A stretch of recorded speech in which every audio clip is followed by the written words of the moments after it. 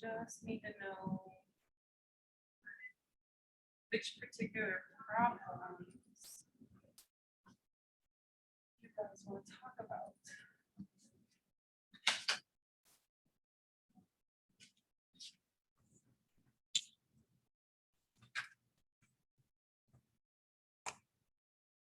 So I'm already on record. Now, I think there were like 30 something questions on this thing, right? Like 32, if I remember correctly. Yeah. Yes, 32. So was there any ones in particular that anyone wants to look at? I can just take a note and then go look at them real quick. You could probably put it on your computer too, and then you can scroll, right? Because it's like 20 pages. When I printed it, it's 20 pages. So you won't be able to. It's not going to be as easy for me to scroll through it like you guys can if you open it.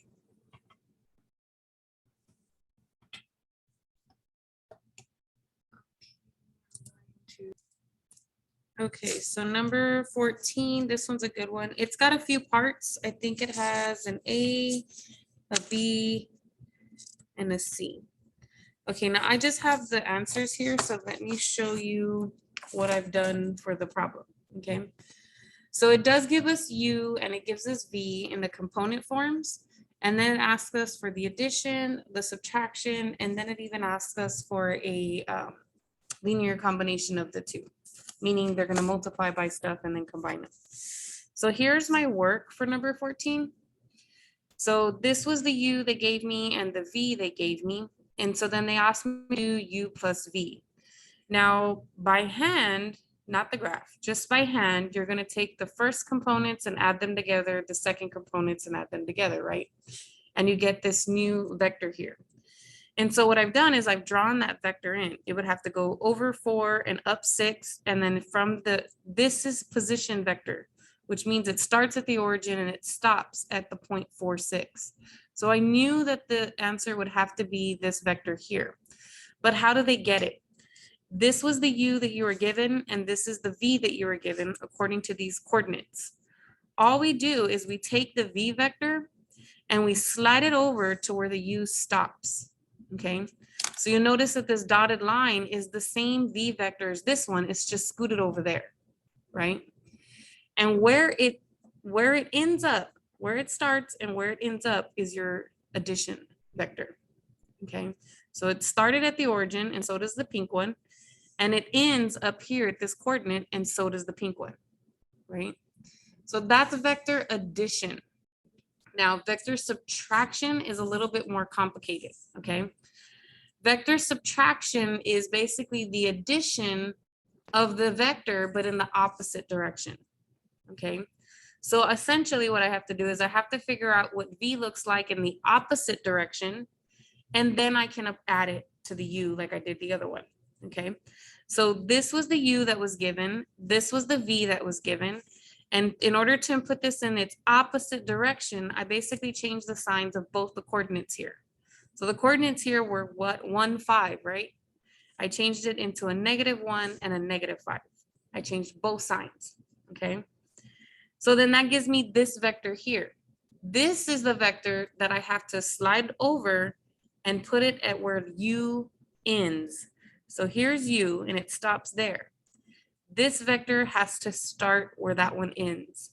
So notice that this spot that was at the origin is now over here where the U is at. And so it goes down here. From the beginning of U to the end of -V is the result vector, which is the U minus V vector, this pink one. You can find the coordinates of the pink vector by doing it manually, okay? So if I want to do U minus V, I'm going to take the first components and subtract them. And then I'm going to take the second components and subtract them. And I get these coordinates, 2, -4. That is a position vector, which means it starts at the origin and it ends at 2, -4. So it should be going in this direction. And it does match with the little images I was trying to do on my graph paper. So you want to pick the graph that looks like this. Now the linear combination is a little bit more complicated, okay? So remember, you're not going, I can find this thing here, okay? So in order for me to do 2u minus 4v, you basically have to do 2u plus a negative 4v. So I found 2u first, which is multiply 2 times both of my u coordinates, I get 6, 2. Then multiply negative 4 by both of my v coordinates, and I get these coordinates, okay? What I did was I graphed both of these, okay? So I graphed 2u, it's here. I used a large scale, so I don't know if you can see that. It's really, really tiny. But I used a large scale. These are going by 20s. So 1, 2, 3. I think this was about, I kind of did that wrong. I went by 5s. So that should be negative 20 and that should be 20. And this is 5, 10, 15, 20. Negative 5, negative 10, negative 15, negative 20. And the same for these, 5, 10, 15, 20. Just so I could fit it all on my paper. So when I plot these coordinates for 2u, it's going to be 6. So here's 5 and a little bit more, and then up only 2. This is 5, so that's about where the 2 is at, right? And so I've got this vector here, and that's the 2u vector. Now the negative 4v vector is going to be at negative 4 and at negative 20, which is this point right here. And so there's the negative 4v vector. Now remember, in order for us to add those two together, you have to slide the negative 4v vector over to where the 2u vector ends. So I took this guy and I took this beginning point and I slid it over there to where the u ends. And then there's the negative 4v vector. So where that ends and where 2u started is the result vector, okay? Mechanically, you can figure it out by doing 2u minus 4v just algebraically, right? So basically, if I combine these two guys together, I get 2. And if I combine those two guys together, I get negative 18, right? And so that's actually the same coordinates that matches this image, because you're going to go over 2 and then down 14, or down, I'm sorry, negative 18. And so you end up in that same exact spot, okay? But those are a little bit tricky, especially the graph part. I think the mechanical part you could probably do, but the graph part's a little bit tricky. Just remember that when you're adding two vectors, the one you're adding has to start where the first one ended. So when I do u plus v, v gets tagged onto where u ended. So here's where u ends, and then v goes from there. Over here, I'm doing u plus negative v. So I start with u, and then where it ends goes negative v. And the same thing down here. I'm taking 2u and I'm adding negative 4v. So there's 2u, and then you tag on the negative 4v from there. And where you end up with a new vector.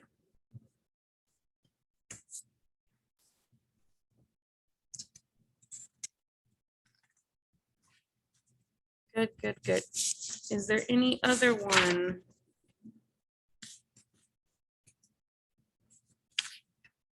That sticks out that you want to see?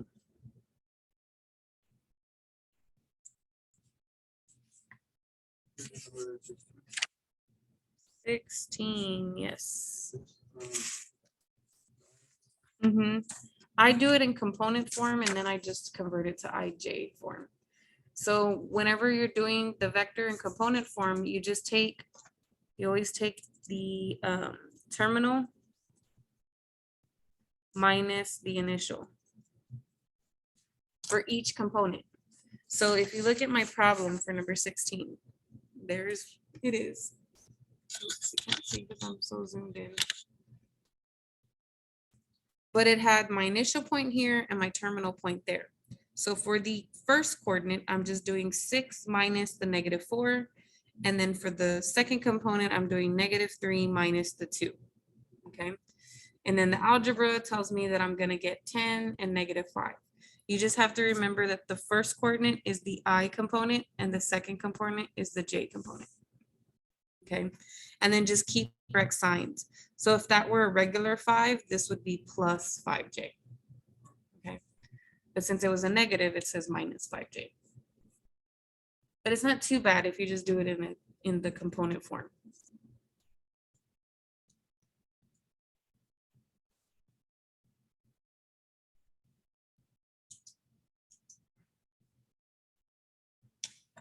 Good, good, good. Any other ones?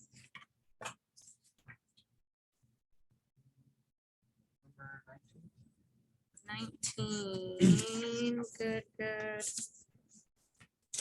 Okay, that one I had to fix myself because number 19 says find the angle in radians, and I had to underline it because I had tried to type in 30 degrees and then it told me no, it was wrong.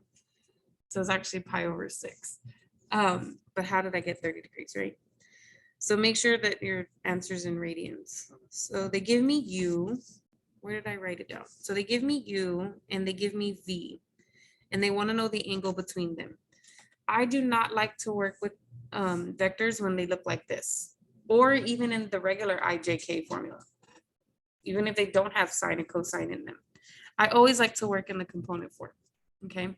So all I did was I just calculated cosine of pi over 2, and I got 0, calculated the sine, and I got 1, and I did the same thing for the other vector to get these two numbers, okay? Yeah, in your calculator. Once you have the two vector, the component forms, then I use that formula. Now, again, you'll have the formula. It says theta equals cosine inverse u dot v over the magnitude of u and the magnitude of v, okay? And so I literally just put the u in there and the v in there where they belong, okay? Then from here, I'm actually gonna do the computations. So the dot product means I do 0 times negative 1/2, which is 0. And then I do 1 times square root of 3 over 2, which is just square root of 3 over 2.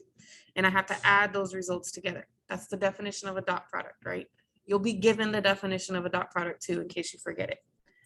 Then you'll also be given the formula for magnitude. When you're finding magnitude, you're doing the square root of each component squared. So 0 squared and 1 squared.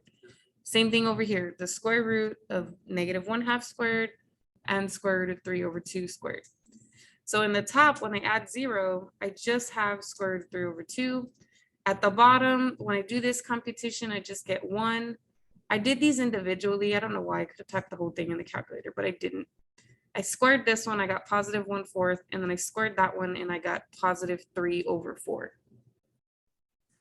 And so then 1/4 and 3/4 is just 1, and the square roots of 1s are just 1s, right?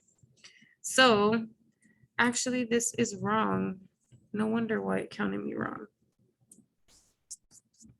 No, that's right. This is a big fat 1, is it not? So when you have a number over a big fat 1, you just end up with that number all by itself, okay? So I'm doing cosine inverse of square root of 3 over 2. Now I did it in degree mode, and so that's why my calculator told me the degrees. So I did cosine inverse of square root of 3 over 2, and it gave me 30 degrees. I could have also done it in radians because this problem asked me for radians. But if I did that, I was going to get this. And then the only issue is I don't know what that is in terms of pi, right? So what you could do is you could divide by pi, and then you'll know what number is being multiplied by pi to give you that. And so it turns out to this number. So apparently 30, this radian degree is equal to this decimal times pi, right? But I don't want that. I want it as a fraction. So I hit the fraction button, and it's 1/6 pi. And 1/6 pi is the same as pi over 6, right? You could do it that way using the calculator. You could also just use your, from way back when, the very first test. How do you convert 30 degrees into radians? You multiply by pi over 180 degrees, and it gives you the same thing. So you can convert it by hand, or you can try to use a calculator to figure it out. Either way. But this was what they were looking for, so we're good. What unit was that? The cosine inverse? This one, Is that on 8.3? the cosine inverse, it's gonna be the formula. Yeah. It is an 8 point. Dun, dun, dun. It's gonna be an 8.4, that formula. Because you had to know the dot product before you could use that formula. I think there's some in here that actually make you do the angle.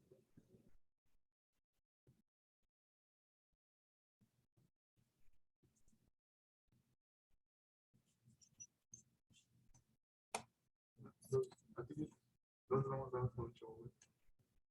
There's a problem with it. It's like now. Yeah, it's the same sort of thing. This one's easy because you already have the components 3, 4, -7, 6. This one's a little bit harder because you have to actually calculate this thing and calculate that thing first. But once you do that, you just apply that formula. I think this one's the same thing. Oh no, they want you to apply that and then solve for U and V. That one's a little bit different. That one is like this. Let me go to the back.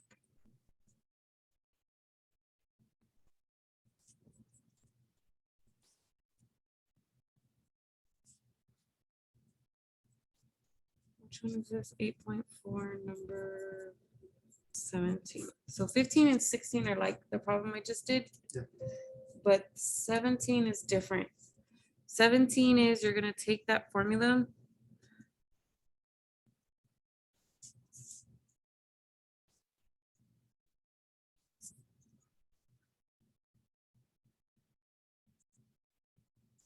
and you're going to plug in the information you know, and you're going to solve for this. So I'm going to put the cosine over here on this side, and I'm going to plug in theta.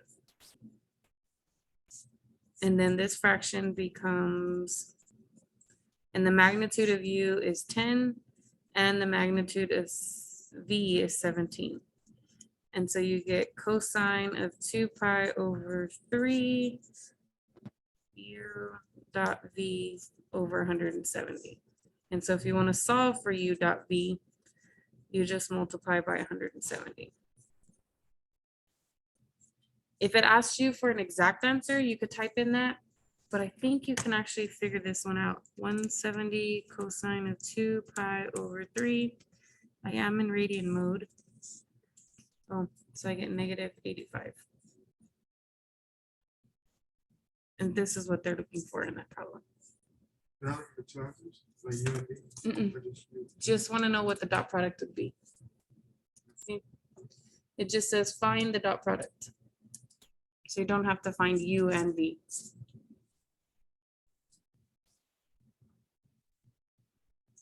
Dun, dun, dun.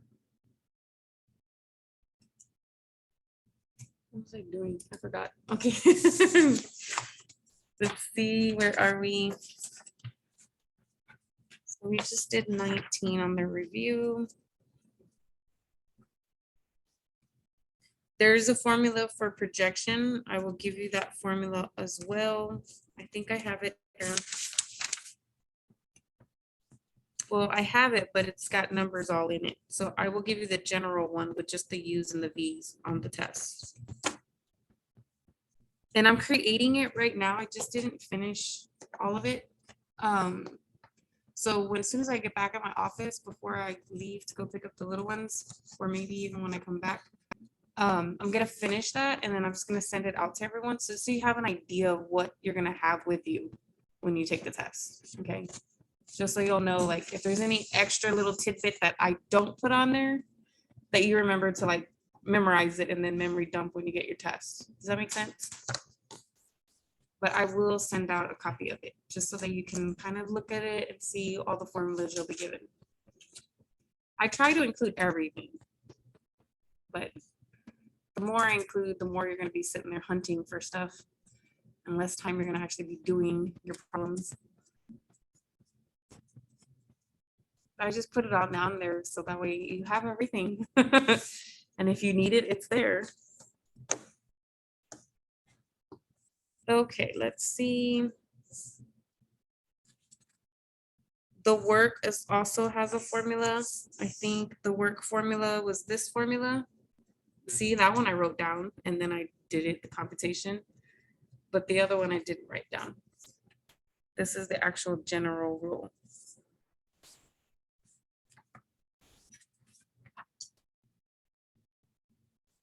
And then I think everybody was getting the 8.5 stuff. The 8.5 was not too bad. It's just like adding and subtracting imaginaries, taking the magnitude, which they call the absolute value, right?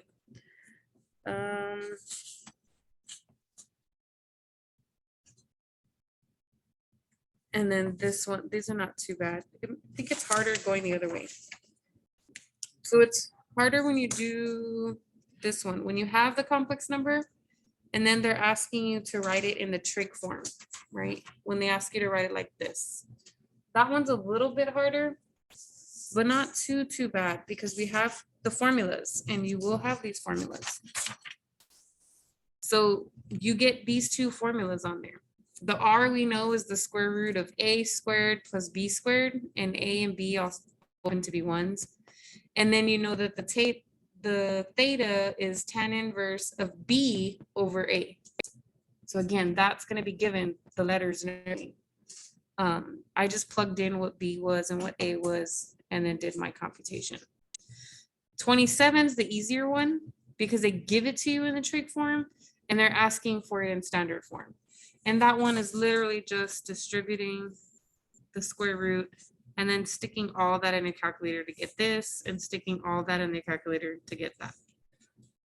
That one's a little bit easier to compute when you go from the more complicated one to the simple one. And then I think the rest of them are just more formulas. Like how do you multiply two complex numbers together? It said multiply the moduluses and then add the angles. And then when you're dividing, you're supposed to divide the moduluses and then subtract the angles. So notice 30 minus 20 is 10, right? Here, I multiplied the moduluses and then I added these angles. So pi over 10 plus pi over 15. I'm just following the formula and that's where I'm getting you guys from.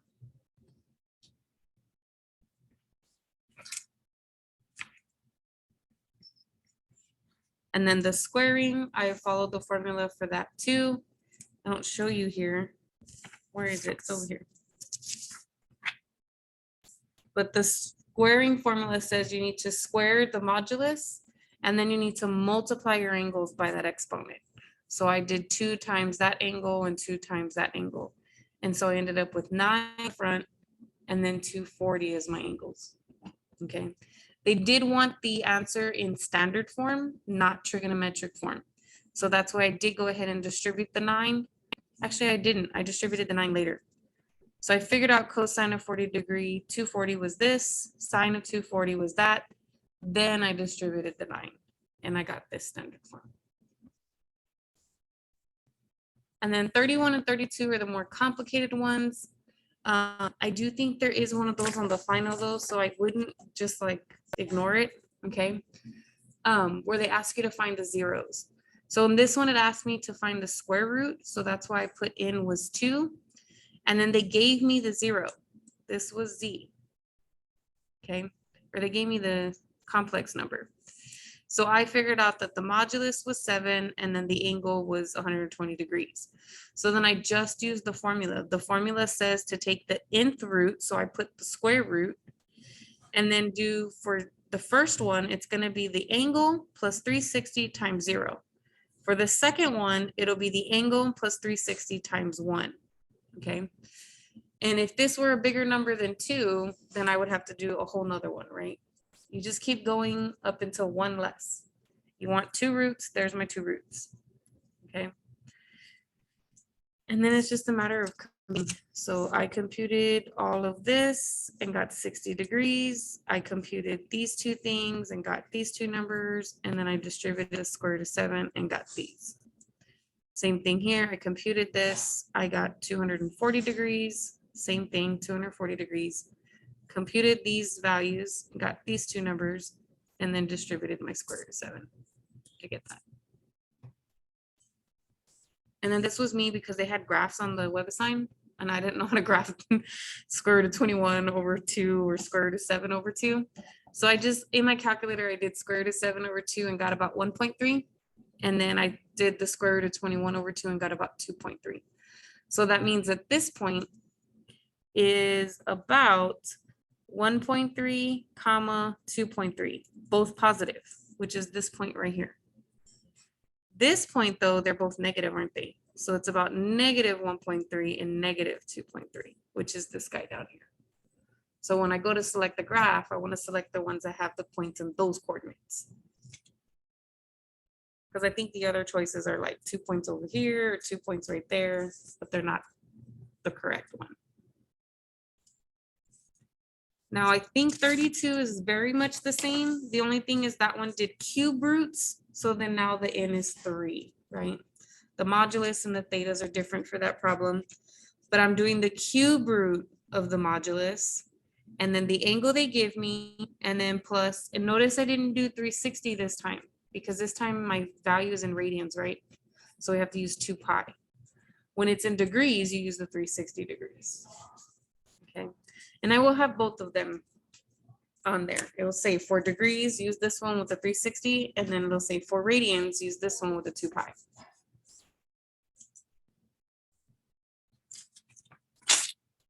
The biggest thing, I think you guys will be good with following those formulas for the complex numbers. I think the hardest part of this one is going to be those triangles. And I tried to diminish the complexity of them by telling you to use the law of sines or the law of cosines. Just so you're not like completely like, well, which one am I supposed to use? I give you the hint in the directions. It says use this theorem, okay? So you'll know whether to use the law of sines or the law of cosines. Does anybody have any other ones they want to see? Or questions? It doesn't have to be about the review either. It could be like a homework question or anything.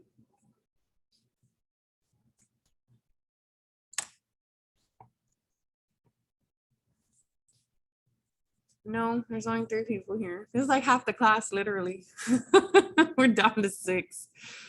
I think we had like 12 or 13, but now we're down to 6. I'm already going to be on the naughty list. I already know. I'm like, what happened to half your class? I don't know.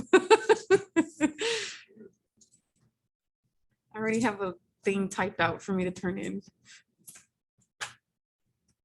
No questions? If you come up with questions, you can still text me, right? It's not too late, okay? The test isn't going to be for a while. So speaking of that, let's look at the timeline. So today is what? Tuesday?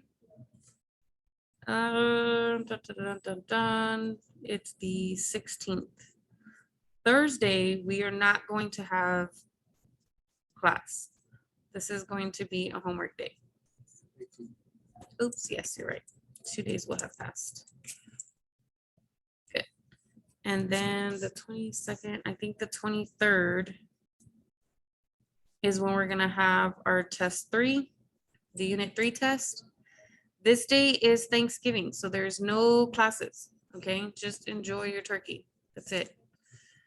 And then when we come back, we have 2 class periods, okay? I'm going to take advantage of this whole like week that I'm basically gonna have, right? To grade your tests, okay? And when I grade those tests, I'm gonna give you a unit 3 report. And that unit 3 report is gonna be super important because not only is it gonna tell you what your grade is right now, it's also gonna tell you what you need to make on the final to get a certain letter grade in the class, okay? So that one will be a really good, important report to pay attention to, okay? I'm gonna tell you exactly what you need to get, what you need to score, and how to make your situation a more favorable situation when I give you the advice on that one, okay? When we come back that Tuesday, I will hand out those reports, and the only thing we're doing here is reviewing for the final, and that's it. The final is the following Thursday. I think it is the 9th, but that's your final exam. think it's the 9th. Let me make sure. I think it is though. Yeah, Thursday the 9th. So you do have, even after we review, you still have a whole week to like study, do whatever you need to do, and be prepared for that final exam. And that one's gonna have like the hugest note sheet you've ever seen. It's gonna be dumb. It's so much stuff because it's everything from unit 1, unit 2, and unit 3 all together. So it's just gobs and gobs and gobs of stuff everywhere. I will give that one to you on Tuesday, just because as you start working through that review and you start like concentrating on certain problems, you get the hang of where to look for your information.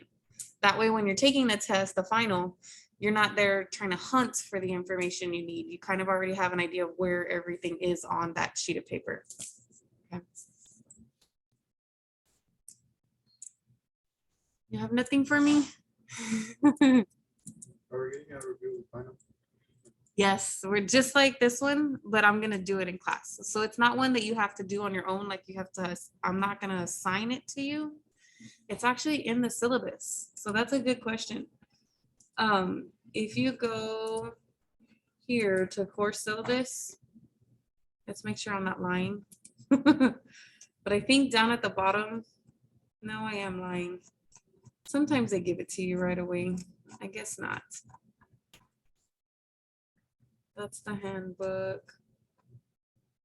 Oh, there it is right there under final exam. There's the review. So that's the review that I'm gonna do. Okay. That's the one that the department made up because they're the ones that made up the final. And so this, all these questions from the very beginning, all the way to the stuff we're doing now is the whole test. Remember those ugly graphs? So it's gonna go way back to everything. Okay, but we're gonna do all of that together those 2 days. Okay. And when we do it, we're gonna have that note sheet with us, the one that I'm gonna make for the final. So that way we can start identifying what to look at for each kind of problem. Okay. But good questions.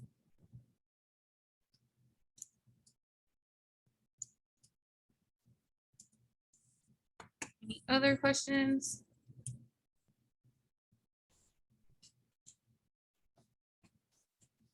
If not, y'all can use this time to do your homework, to do whatever you want to do. You can leave if you want to leave, but I'm just letting you know you can stay if you want to stay too. Okay.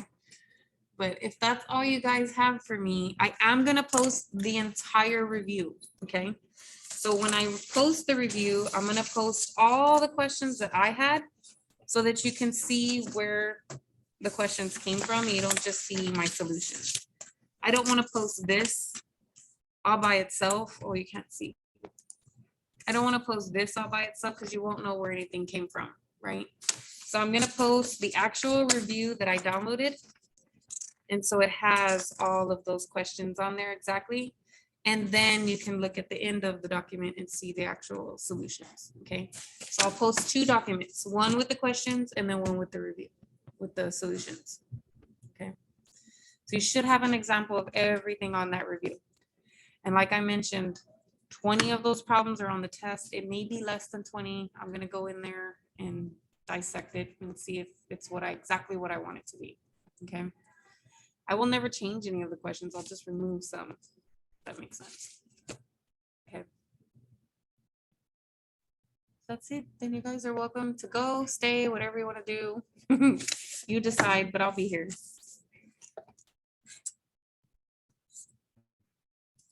Let me stop.